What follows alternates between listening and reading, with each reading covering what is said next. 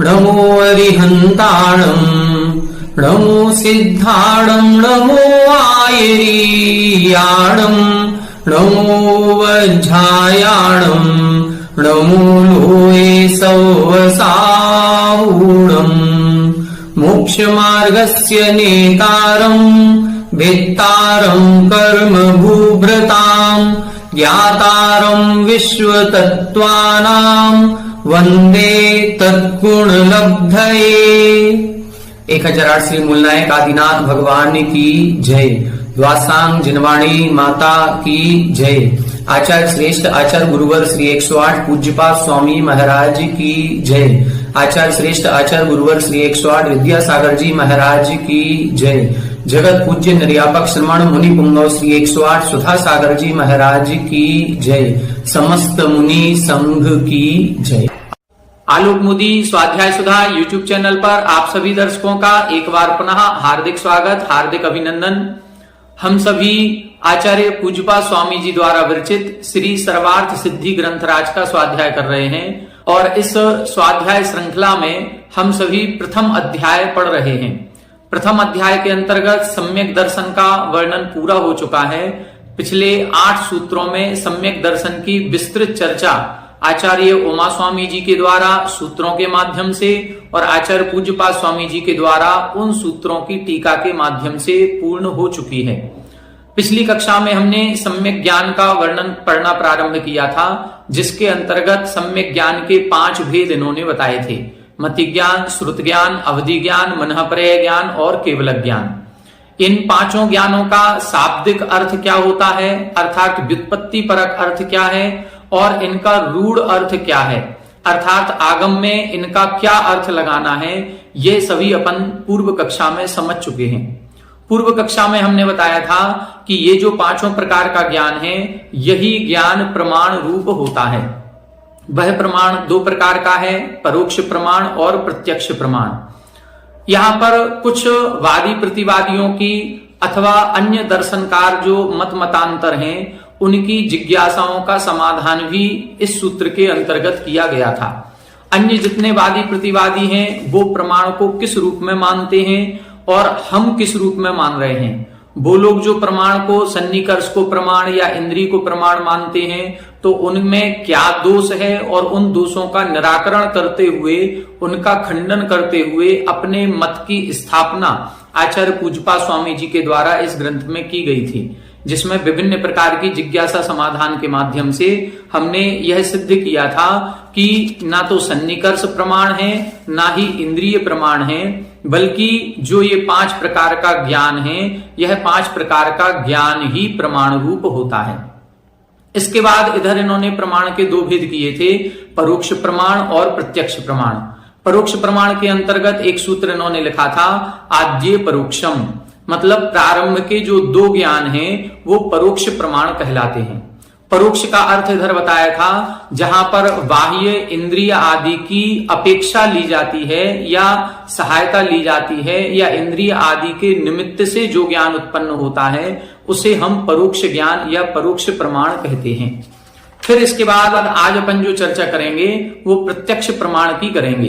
प्रत्यक्ष प्रमाण किसे कहते हैं, प्रत्यक्ष प्रमाण कौन कौन से होते हैं, और प्रत्यक्ष प्रमाण के अंतर्गत जो मत मतांतर या वादी प्रतिवादियों की मान्यताएं हैं, उन मान्यताओं में क्या विशेषता है, उनमें क्या दोष हैं, और जो हमारा जैन मत है, इस जैन मत की स्थापना आचार्य पूज्यपाद स्वामी जी द्वारा किस प्रकार से की जाएगी, इसको आज हम पढ़ने का प्रयास करेंगे। आइए देखें पेज नंबर 73 पर उत्थानिका 175 और सूत्र नंबर 12। अविहित लक्षणात् परोक्षात् इतरस्य सर्वस्य प्रत्यक्षत्व प्रतिपादनार्थम आह। यहां बता रहे हैं अविहित लक्षणात् परोक्षात्, परोक्ष प्रमाण का क्या लक्षण है, इसको इन्होंने बता दिया। अब उसके उपरांत इतरस्य सर्वस्य प्रत्यक्षत्व प्रतिपादनार्थम आह। इतरस्य जो बचे हुए ज्ञान हैं, ऐसे सर्वस्य सभी बचे हुए ज्ञानों का प्रत्यक्षत्व प्रतिपादनार्थम, कि जो बचे हुए ज्ञान हैं वो सारे के सारे प्रत्यक्ष ज्ञान कहलाते हैं, यह बताने के लिए अगला सूत्र लिख रहे हैं। पूर्व सूत्र में बताया था आद्य परोक्षम, जो 5 प्रकार का ज्ञान है वह प्रमाण रूप तो है, लेकिन प्रारंभ के 2 ज्ञान परोक्ष प्रमाण रूप हैं। अब जो बचे हुए शेष ज्ञान हैं वो किस रूप में है, कौन सा प्रमाण कहलाते हैं, ये अब इस सूत्र में बता रहे हैं। तब सूत्र लिखा प्रत्यक्ष मन्यत। प्रत्यक्ष मन्यत यहां बता रहे हैं प्रत्यक्षम अन्यत। अन्यत का मतलब बचे हुए शेष। अब बचे हुए शेष कौन से हैं? अवधि ज्ञान, मनःपर्यय ज्ञान और केवल ज्ञान। ये प्रत्यक्ष क्यों है? क्योंकि यहां पर अक्ष का मतलब है आत्मा, परोक्ष में अक्ष का मतलब था इंद्रियां। अक्ष के दोनों अर्थ लगाए जाते हैं। अक्ष का मतलब है इंद्रियां भी और अक्ष का तात्पर्य आत्मा से भी होता है। जब परोक्ष लगाएंगे तो जहां पर इंद्रियों की सहायता होती है, इंद्रियों के पराधीन जब ज्ञान होता है तो उसे हम परोक्ष कहते हैं। और जब आत्मा के अधीन होता है, आत्मा के द्वारा जो ज्ञान लगाया जाता है उसे हम प्रत्यक्ष प्रमाण कहते हैं। इसकी टीका में यह सब कुछ आएगा। आइए देखें टीका 176। अक्षणोति व्याप्नोति जानाति इति अक्ष आत्मा। अक्ष किसे कहते हैं? अक्षणोति। अक्षणोति का अर्थ क्या है? व्याप्नोति जानाति, जो व्याप्त करता है अथवा जानाति जानता है। तो जानने का काम जिसका है उसको हम अक्ष कहते हैं। और यह जानने का काम किसका होता है? तो अक्ष इति आत्मा। आत्मा को अक्ष कहा जाता है और आत्मा के द्वारा ही व्याप्नोति जानाति ज्ञान किया जाता है, पदार्थों का अधिगम होता है। तब लिख रहे हैं तमेव प्राप्त क्षयोपशमम प्रक्षीण आवरणम वा प्रतिनियतम प्रत्यक्षम। तम एव वह जो आत्मा है वह आत्मा ही प्राप्त क्षयोपशमम, क्षयोपशम के द्वारा जो भी प्राप्त उसको क्षयोपशम हुआ है, और प्रक्षीण आवरणम वा अथवा जो ज्ञानावरण कर्म है उसके नष्ट हो जाने पर। अब आत्मा के ये जो 3 ज्ञान हैं ये 2 प्रकार के होंगे। जो अवधि ज्ञान, मनःपर्यय ज्ञान और केवल ज्ञान है, ये 2 प्रकार के हो गए। अवधि ज्ञान और मनःपर्यय ज्ञान ये छायोपशमिक ज्ञान है और केवल ज्ञान है ये छायक ज्ञान है। मनःपर्यय ज्ञान और अवधि ज्ञान ज्ञानावरण कर्म के क्षयोपशम से होंगे। यहां पर कुछ ना कुछ क्षयोपशम होगा, विशुद्धि परिणाम के द्वारा उसके सर्वघाती का अनुदय और देशघाती का उदय होगा। लेकिन जो केवल ज्ञान प्रकट होगा वो प्रक्षीण आवरणम अर्थात संपूर्ण ज्ञानावरण कर्म के नाश से या क्षय से उत्पन्न होगा। तो यहां जो प्रत्यक्ष ज्ञान बता रहे हैं यह प्रत्यक्ष दोनों प्रकार का है, इसलिए दोनों विशेषताएं लिखी हैं। प्राप्त क्षयोपशमम मतलब अवधि ज्ञान मनःपर्यय ज्ञान की अपेक्षा से क्षयोपशम प्राप्त से लिखा है, और प्रक्षीण आवरणम वा और जो आवरण को जिन्होंने नष्ट कर दिया ऐसा केवल ज्ञान। प्रतिनियतम प्रत्यक्षम, इन ज्ञानों के प्रतिनियत जो है उसे हम प्रत्यक्ष कहते हैं। अवधि दर्शनम केवल दर्शनम अपि अक्षम एव प्रतिनियतम अतः तस्य अपि ग्रहणम प्राप्नोति। अब प्रश्न कर रहे हैं कि आपने कहा कि अवधि ज्ञान, मनःपर्यय ज्ञान और केवल ज्ञान ये आत्मा की अपेक्षा रखते हैं, आत्मा से होते हैं, इसलिए इनका ग्रहण किया है। लेकिन अब प्रश्न कर रहे हैं अवधि दर्शनम केवल दर्शनम अपि, जो अवधि दर्शन होता है या केवल दर्शन होता है ये भी इंद्रियों के द्वारा नहीं होता, ये भी तो आत्मा के द्वारा होगा। और जब आत्मा के द्वारा होगा तो अक्षम एव प्रतिनियतम, आत्मा के द्वारा ही जाना जाता है। अतः तस्य अपि ग्रहणम स्यात्, फिर उसका भी ग्रहण यहां पर करना चाहिए प्रत्यक्ष में। तब इधर लिख रहे हैं नैष दोषः, ऐसा कोई दोष नहीं है। ज्ञानम इति अनुवर्तते तेन दर्शनस्य व्युदासः। यहां पर हम चूंकि ज्ञान का प्रसंग चल रहा है, ज्ञान का प्रकरण चल रहा है, ज्ञान की अनुवृत्ति आ रही है, इसलिए हमने ज्ञान को ग्रहण किया है। अवधि ज्ञान, मनःपर्यय ज्ञान, केवल ज्ञान। दर्शन का भी कोई प्रकरण ही नहीं चल रहा है, और जब दर्शन का प्रकरण नहीं चल रहा है तो तेन दर्शनस्य व्युदासः, इस कारण से दर्शन का यहां पर अपेक्षा ही प्रकट नहीं होती है, यहां उसका निराकरण हो जाता है कि यहां दर्शन की कोई विवक्षा नहीं है। एवमपि विभंग ज्ञानम अक्षमेव प्रतिनियतम अतः अस्यापि ग्रहणम प्राप्नोति। अब फिर पुनः प्रश्न किया कि ठीक है, दर्शन का तो हम समझ गए कि यहाँ ज्ञान का प्रकरण चल रहा है, इसलिए दर्शन को अलग कर दिया, लेकिन एवं अपनी विभंग ज्ञानम अक्षमेव, जो विभंग ज्ञान होता है या कुअवधि ज्ञान होता है वो तो आत्मा से ही होता है। और जब ज्ञान की चर्चा चल रही है तो फिर विभंग ज्ञान को क्यों नहीं ग्रहण किया, उसका ग्रहण यहां पर प्राप्त होता है। तब लिख रहे हैं सम्यक इति अधिकारात तन्निवृत्ति। उस विभंग ज्ञान का क्यों ग्रहण नहीं किया, क्योंकि सम्यक इति अधिकारात, पहले सूत्र में सम्यक दर्शन ज्ञान चारित्राणी मोक्ष मार्गा लिखा था, तो यहां पर सम्यक ज्ञान की चर्चा चल रही है और सम्यक शब्द का अधिकार हो जाने से तन निवृत्ति, उस विभंग ज्ञान की निवृत्ति हो जाती है। मतलब यहां पर जो प्रत्यक्ष मन्यत लिखा है, यहां पर अवधि ज्ञान, मनःप्रय ज्ञान और केवल ज्ञान लेना है, विभंगावधि भी नहीं लेना है और दर्शन को भी नहीं लेना है। सम्यक इति अनुवर्तते तेन ज्ञानम विशिष्यते ततो विभंग ज्ञानस्य निवृत्ति कृतः। सम्यक इति अनुवर्तते, सम्यक शब्द की अनुवृत्ति होती है, तेन ज्ञानम विशिष्यते, और उस सम्यक शब्द से ज्ञान में विशेषता आ जाती है, ततः विभंग ज्ञान से निवृत्ति कृता, इसलिए विभंग ज्ञान की स्वयं यहां पर निवृत्ति हो जाती है। तद ही मिथ्या दर्शन उदयात विपरीतार्थ विषयम इति न सम्यक। तद ही वह जो विभंग ज्ञान है वह तो मिथ्या दर्शन उदयात, मिथ्या दर्शन के उदय के कारण से वह विभंग हो जाता है।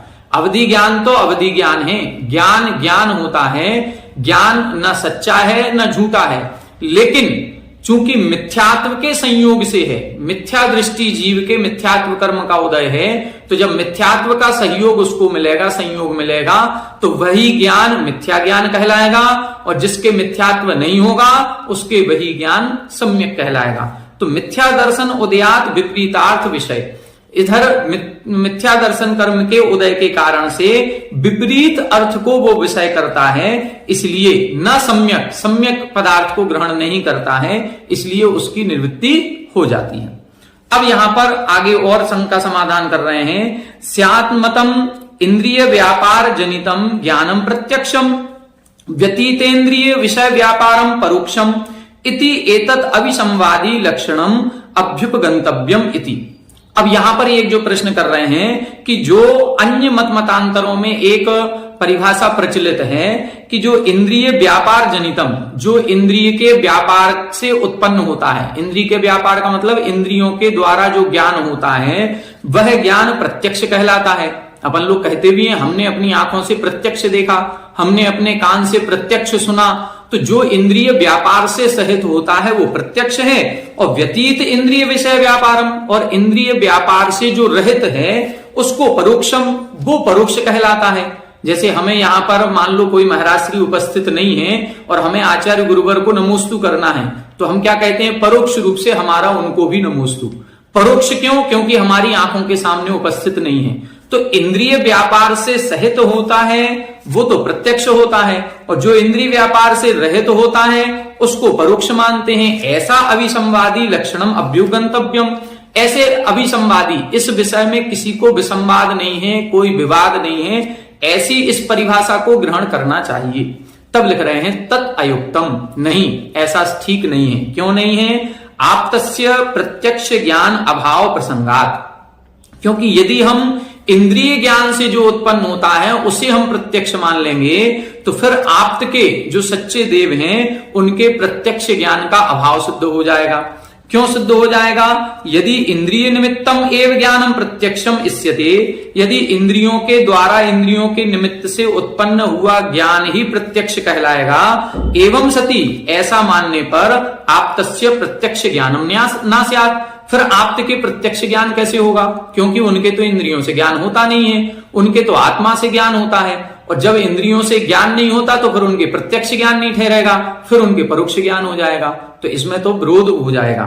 ना ही तस्य इंद्रिय पूर्व अर्थाधिगमा, क्योंकि उनके इंद्रिय पूर्वक ज्ञान नहीं होता है।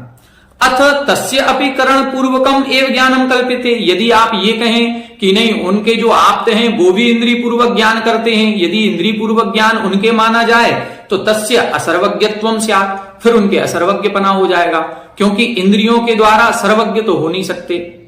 इंद्रियों के द्वारा तीनों लोकों में जो भी चराचर पदार्थ हैं सबको नहीं जाना जा सकता। इंद्रियों में असर्वज्ञत्वपना आ जाएगा, क्योंकि इंद्रियों का जो विषय है वो सीमित है और जो ज्ञेय पदार्थ हैं वो अनंत हैं। इसको अपन पहले भी जब इंद्रिय प्रमाण की चर्चा कर रहे थे तब पूर्व कक्षा में हमने बताया था कि इंद्रियां सीमित विषय को जानती हैं। जैसे चक्षु इंद्री का विषय जो है वो सर्वाधिक होता है 47,263 योजन, लगभग 2/3, 1/3 भी आता है। और जो कर्ण इंद्री है, स्पर्शन इंद्री है, इनका किसी का 9 योजन, किसी का 12 योजन। तो इतना ही इनका क्षेत्र है, इससे ज्यादा बात को ये जान ही नहीं सकते। तो फिर यदि इंद्रिय ज्ञान आप्त के मानोगे तो फिर उनके सर्वज्ञपना नहीं रहेगा, और यदि आप प्रत्यक्ष ज्ञान इंद्रियों से मानोगे तो फिर उनके इंद्रिय ज्ञान नहीं होने से प्रत्यक्ष ज्ञान भी नहीं होगा। तो इधर तो विरोध आ जाएगा। तब इधर लिख रहे हैं तस्य मानसम प्रत्यक्षमिति चेत। अब वो वादी प्रतिवादी कह रहे हैं उनके मानस प्रत्यक्ष मानना चाहिए। मानस प्रत्यक्ष अर्थात मन के द्वारा वो सारी बातों को जान लेते हैं। मनः प्रणिधान पूर्वकत्वात् ज्ञानस्य सर्वज्ञत्व अभाव एव।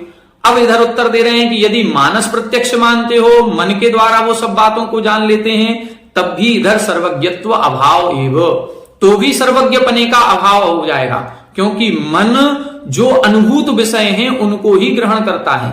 मन के द्वारा अनुभूत विषय ही ग्रहण होगा। जिस पदार्थ को हमने देखा नहीं, जिस शहर में हम कभी गए नहीं, अब मन से उसकी कल्पना करें तो वो कल्पना कहलाएगी, वास्तविक ज्ञान नहीं कहलाएगा।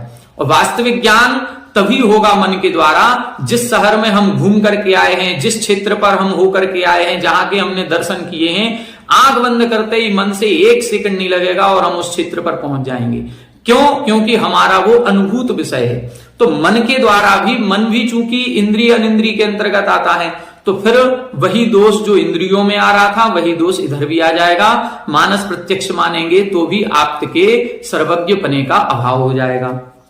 आगमतः तत्सिद्धि चेत, यदि हम कहें कि आगम से उनकी सिद्धि हो जाती है, वो आगम प्रमाण से जान लेते हैं, तब कह रहे हैं ना, ऐसा भी नहीं है। क्यों?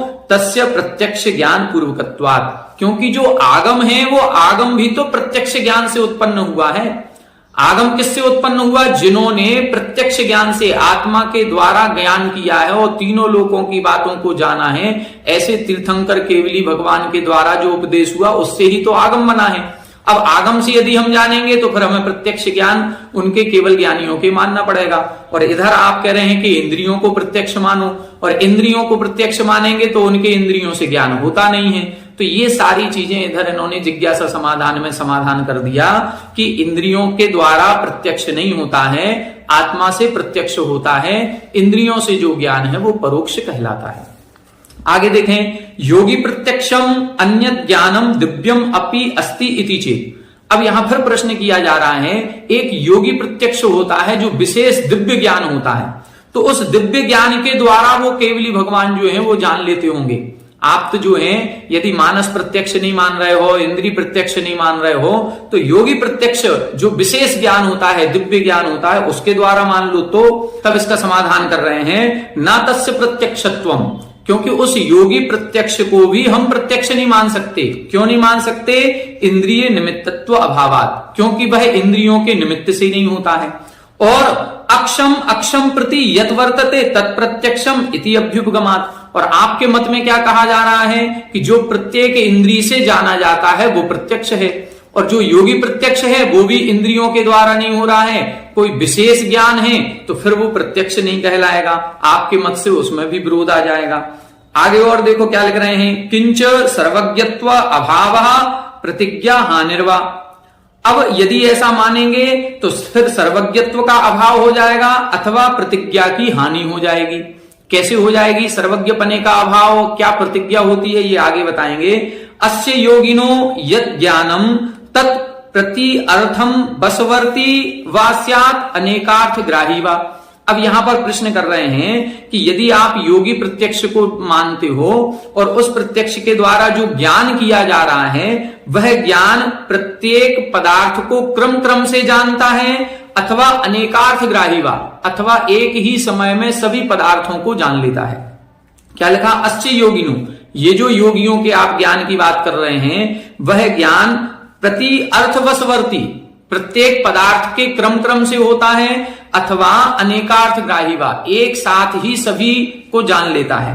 यदि प्रति अर्थवशवर्ती, यदि आप प्रत्येक पदार्थ को क्रम क्रम से जानने की बात कहोगे तो सर्वज्ञत्वम अस्य नास्ति योगिनः, फिर इस योगी के सर्वज्ञत्व कैसे रहा, क्योंकि वो तो क्रम क्रम से जान रहा है, जबकि केवल ज्ञान के द्वारा तो युगपत तीनों लोकों की बातों को जाना जाता है। तो यहां पर यदि आप क्रम क्रम से कहेंगे कि क्रम क्रम से वस्तु पदार्थ का ज्ञान हो रहा है तो फिर सर्वज्ञत्व का अभाव हो जाएगा। क्यों? ज्ञेयस्य अनंत्यात्, क्योंकि ज्ञेय पदार्थ अनंत हैं और आप क्रम क्रम से जान रहे हो, तो अनंत पदार्थों का ज्ञान नहीं होने से फिर सर्वज्ञत्व नहीं रहेगा। और यदि अथ अनेकार्थग्राही, और यदि आप कहोगे कि एक ही समय में सभी पदार्थों को जान लेता है, तो फिर आपके मत में एक प्रतिज्ञा या एक सिद्धांत या एक नियम कहा जाता है, उस नियम का विरोध हो जाएगा, उस नियम की, उस सिद्धांत की हानि हो जाएगी। वो नियम सिद्धांत कौन सा है? विजानाति न विज्ञानम एकम अर्थद्वयम यथा एकमर्थम विजानाति न विज्ञान द्वयम तथा, कि एक ज्ञान के द्वारा दो पदार्थ नहीं जाने जा सकते हैं और एक पदार्थ को दो ज्ञान नहीं जान सकते हैं। ऐसे आपके यहां यही एक सिद्धांत या नियम बनाया गया है कि एक ज्ञान के द्वारा दो पदार्थ नहीं जाने जाएंगे और दो ज्ञानों के द्वारा एक पदार्थ नहीं जाना जाएगा।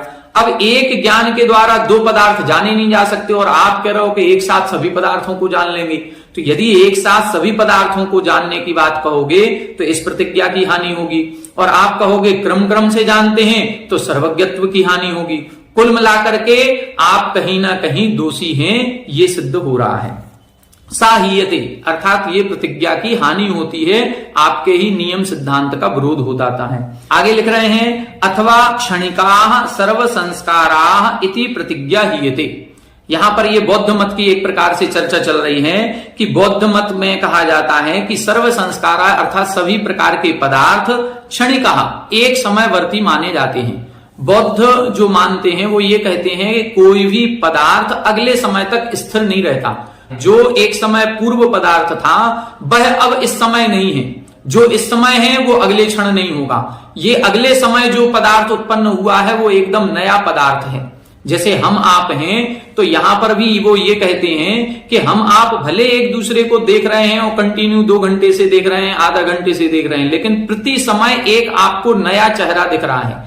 जो पहले समय में दिखा था वो नष्ट हो गया, अब दूसरे समय में दिख रहा है वो दूसरा है। जैसे बहता हुआ पानी, हम पानी को बहते हुए लगातार देख रहे हैं, लेकिन जिस पानी को हम जिस क्षण देख रहे हैं अगले क्षण वो पानी नहीं दिख रहा है, पानी बह गया। जिसको हमने देखा था वो तो आगे बढ़ गया, अब दूसरा पानी आ गया। इसी प्रकार से ये कहते हैं कि हर पदार्थ क्षणिक है। तब ये प्रतिज्ञा आपकी नहीं रहेगी। क्यों नहीं रहेगी? क्योंकि अनेक क्षण वृत्ति एक विज्ञान अभ्युपगमात्, क्योंकि आप विज्ञान या ज्ञान को अनेक क्षणवर्ती मानते हो, ज्ञान को तो अनेक क्षणवर्ती मान रहे हो और पदार्थ को एक क्षणवर्ती मान रहे हो, तो ये फिर प्रतिज्ञा नहीं रहेगी। अनेकार्थ ग्रहणम ही क्रमेण इति, अतः अनेक पदार्थों का ग्रहण क्रम से ही होता है। अनेकार्थ ग्रहणम, अनेक पदार्थों का ग्रहण क्रमेण इति, क्रम पूर्वक ही होता है, ऐसा आपके में माना जाता है। अब आगे कह रहे हैं युगपत इति चेत, क्रम पूर्वक ना मान करके एक साथ माना जाए तो तब इधर लिख रहे हैं यो अस्य जन्म क्षणः सा आत्मलाभार्थ एव लब्धात्म लाभम ही किंचित स्वकार्यम प्रति व्याप्रियते। युगपत कैसे मानेंगे? युगपत तो हो नहीं सकता। क्यों नहीं हो सकता? क्योंकि जिस समय यो अस्य जन्म क्षण, जिस समय ज्ञान उत्पन्न होता है आत्म लाभार्थ एव, उस समय तो वह स्वरूप का लाभ ही करता है। लब्धात्म लाभम ही किंचित स्वकार्यम प्रति व्याप्रियते, जब स्वरूप लाभ हो जाता है फिर उसके बाद वह पदार्थों के ज्ञान में प्रवृत्त होता है। तब फिर प्रश्न किया प्रदीपवत इति चेत, आप दीपक के समान क्यों नहीं मानते? जिस समय दीपक का उजाला होता है उसी समय सारे पदार्थ दिखने लग जाते हैं। लाइट जलते ही सारे पदार्थ दृष्टिगोचर होते हैं, तो एक साथ उसी समय ही तो हो रहे हैं। तब इधर कह रहे हैं नहीं, तस्य अपि अनेक क्षण विषयतायाम सत्याम एव प्रकाश प्रकाशन अभ्युपगमात्, वह दीपक के समान भी मानोगे भी तो भी वह दीपक जब अनेक क्षण तक स्थिर रहता है तभी जाकर के हमें ज्ञान होता है। ऐसा नहीं है कि लाइट जलते ही सारे सब कुछ हो जाए। जैसे बिजली चमकी, फ्लैश चमकता है, मान लो अपन कैमरे से फोटो खींचते हैं, फ्लैश चमकता है कितनी सेकंड के लिए? सेकंड के भी 100वें हिस्से में चमकता है। अब वो जो लाइट एकदम होती है, क्या उतने में सारे पदार्थ नजर आ जाते हैं? नहीं आ पाते हैं। तब इधर कह रहे हैं तस्य अपि अनेक क्षण विषयतायाम, उस ज्ञान को यदि दीपक के समान भी मानोगे तो उसको भी अनेक क्षण तक स्थिर रहने पर ही प्रकाश से प्रकाशन अभ्युपगमात, वह प्रकाश देता है और उससे पदार्थ प्रकाशित होते हैं। आगे लिख रहे हैं विकल्पातीतत्वात् तस्य शून्यता प्रसंगश्च, और ज्ञान को विकल्प अतीत मानने पर, यदि ज्ञान को विकल्प से रहित मानते हैं तो शून्यता का प्रसंग आता है। इस प्रकार से कुल मिलाकर के यहां पर इन्होंने बौद्ध मत में जो भी प्रत्यक्ष प्रमाण के संबंध में जो उधर मत मतांतर या जो भी विषय प्रतिपादन किया गया है, उस विषय प्रतिपादन का यहां पर निषेध किया है, निराकरण किया है और अपने मत की सिद्धि की गई है कि हमारे द्वारा जो प्रत्यक्ष ज्ञान माना जा रहा है वही प्रत्यक्ष प्रमाण ही सही है, आपका ठीक नहीं है। इंद्रियों के द्वारा जाने हुए पदार्थ को हम प्रत्यक्ष नहीं कहेंगे, जो आत्मा से ज्ञान होता है उसे हम प्रत्यक्ष कहेंगे।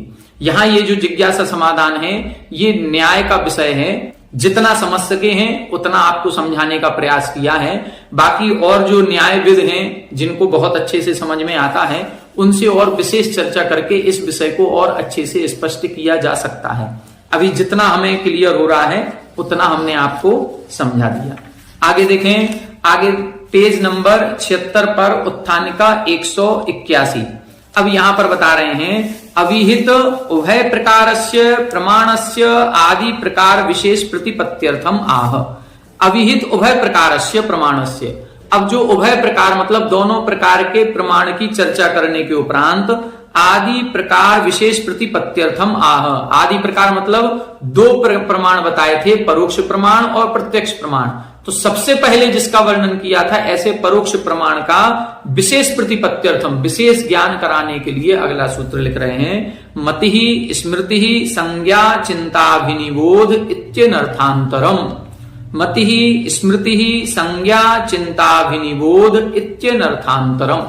यहां बता रहे हैं मति, स्मृति, संज्ञा, चिंता और अभिनिबोध इति अनर्थांतरम, ये सभी एक ही अर्थ को बताने वाले हैं। अर्थांतरम का मतलब अर्थ अंतर। यदि चार शब्द दिए हैं और चारों के अर्थ में अंतर है तो फिर तो वो हो जाएंगे भिन्न भिन्न अर्थ को बताने वाले। और अनर्थांतरम का कहने का मतलब है कि ये चार शब्द जो हैं वो एक ही अर्थ को बताने वाले हैं। और जब चार शब्द मिलकर के एक ही अर्थ बोलते हैं, बताते हैं, तो उनको हम पर्यायवाची शब्द कहते हैं।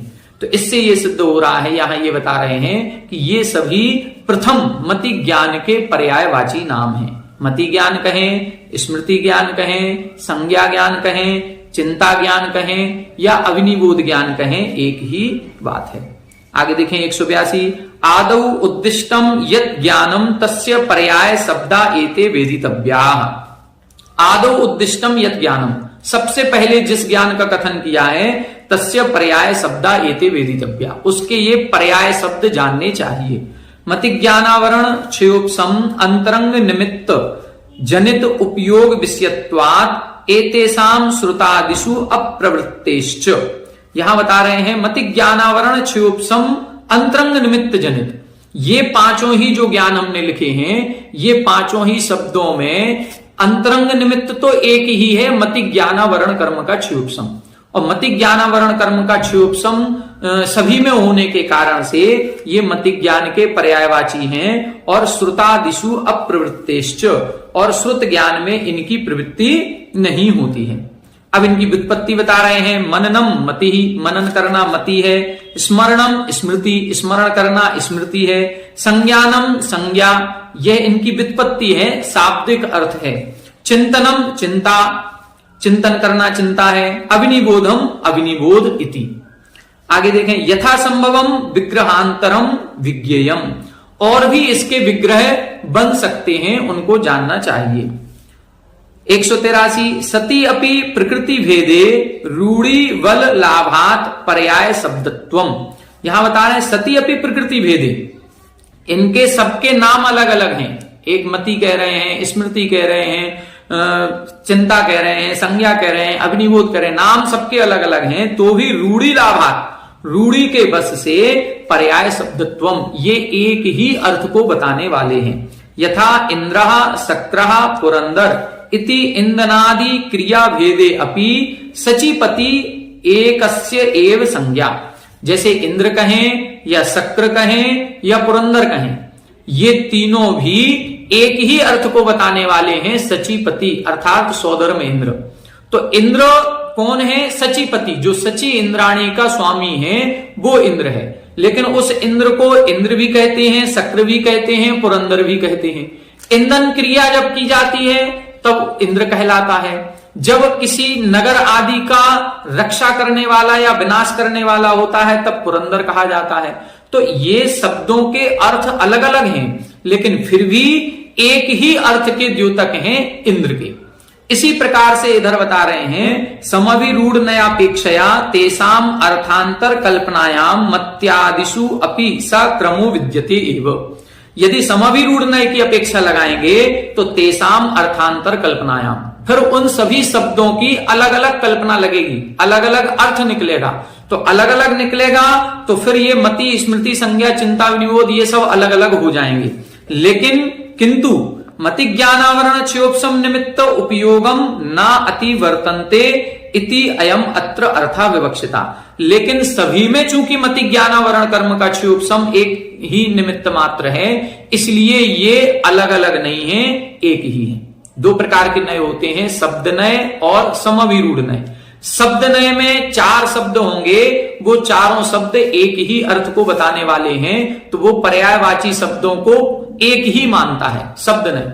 लेकिन समविरूढ़ नय ये कहता है ये पर्यायवाची नहीं होते, जितने शब्द हैं सबका अपना अपना अलग अलग अर्थ है। जैसे शब्द नय कहता है जलज और पंकज दोनों ही कमल के पर्यायवाची हैं। जलज कह दो चाहे पंकज कह दो, पंकज कहो चाहे जलज कहो, दोनों एक ही चीज है, ये शब्द नय कहेगा। शब्द नय दोनों में विरोध नहीं करेगा। लेकिन समविरूढ़ नय कहेगा नहीं, दोनों अलग अलग हैं। जलज भी कमल है, पंकज भी कमल है, लेकिन जलज जल में उत्पन्न होने वाला है और पंकज कीचड़ में उत्पन्न होने वाला है। तो समविरूढ़ नय उन दो शब्दों के अलग अलग अर्थ बताएगा। वो कहेगा कि जब शब्द दो हैं तो अर्थ भी दोनों का अलग अलग होगा। लेकिन शब्द नय दोनों के अर्थों को एक रूप मानता है। इसी प्रकार से मति, स्मृति, संज्ञा, चिंता, अग्निबोध ये सभी शब्द नय की अपेक्षा से तो पर्यायवाची शब्द हैं, लेकिन समविरूढ़ नय की अपेक्षा से लगाएंगे तो इन पांचों का अर्थ अलग अलग निकलेगा। लेकिन यहां पर मूल निमित्त की बात करेंगे तो अंतरंग निमित्त सभी में मति ज्ञानावरण कर्म का च्योपसम है। चाहे स्मृति में हो, चाहे संज्ञा में हो, चाहे चिंता में हो, किसी में भी लगाए मति ज्ञानावरण कर्म के च्योपसम से होते हैं, इसलिए इनको मति ज्ञान कहा जाता है। इति शब्दः प्रकारार्थः एवं प्रकारा अस्य पर्याय शब्दा इति। जो इति शब्द लिखा है ये प्रकारवाची है और उस प्रकारवाची से ये अर्थ निकलता है कि ये सभी इसके पर्यायवाची शब्द हैं। अभिधेय अर्थोवा मति, स्मृति, संज्ञा, चिंता, अभिनिबोध इति एतहि यो अर्थः अभिधीयते सा एक एव इति। यहां बता रहे हैं मति के द्वारा, स्मृति के द्वारा, संज्ञा के द्वारा, चिंता के द्वारा या अविनिबोध के द्वारा जिस भी अर्थ का या जिस भी पदार्थ का ज्ञान होता है वह एक ही है। मति ज्ञान से भी वही होगा, स्मृति से भी वही है, चिंता से भी वही है, सभी एक ही पदार्थ को जान रहे हैं, इसलिए वो सभी एक हैं, अलग अलग नहीं है। तो यहां पर एक इन्होंने विशेषता बताई है कि ये सभी मति ज्ञान के पर्यायवाची शब्द हैं।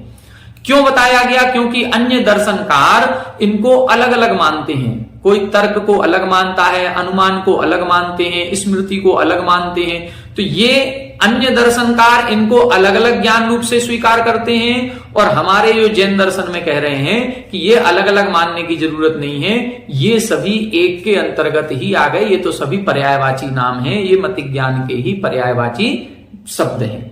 अब आगे इस मति ज्ञान के भेद प्रभेदों की चर्चा की जाएगी, जिसको हम अगली कक्षा में पढ़ेंगे। थोड़ा सा क्लिष्ट विषय है, लेकिन फिर भी समझने का प्रयास करेंगे। एक बार में कोई भी बात समझ में नहीं आती है, इसको 2 बार, 3 बार, 4 बार पढ़ेंगे तो धीरे धीरे धीरे धीरे करके हमारे ज्ञान का च्योपसम बढ़ेगा और ये बातें भी हमको समझ में आने लग जाएंगी। तो अपना स्वाध्याय जो चल रहा है उसको नियमित करते रहें। कठिन है ये सोच करके हमको इसको छोड़ना नहीं है। ग्रंथ का अपन ने जब शुरुआत की है, संकल्प किया है, तो इसको पूरा पढ़ना है, चाहे भले हमें समझ में आ पाए अथवा ना आ पाए। धीरे धीरे जैसे क्षयोपशम बढ़ेगा, सब कुछ बातें धीरे धीरे समझ में आने लग जाएंगी। आज की कक्षा में इतना ही। आगे की कक्षा में हम मति ज्ञान के भेद प्रभेदों पर चर्चा करेंगे। आप सभी हमारे साथ बने रहें। सभी को जय जिनेन्द्र।